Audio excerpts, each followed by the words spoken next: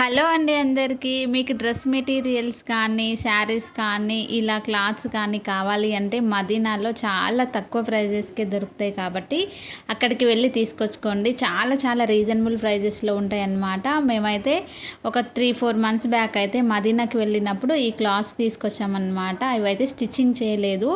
చాలా రోజుల నుంచి అలాగే ఉండిపోయింది. ఇంకా ఇప్పుడైతే దీన్ని స్టిచ్చింగ్ చేయాలి. అది కూడా లాంగ్ ఫ్రాక్ అనుకున్నాము.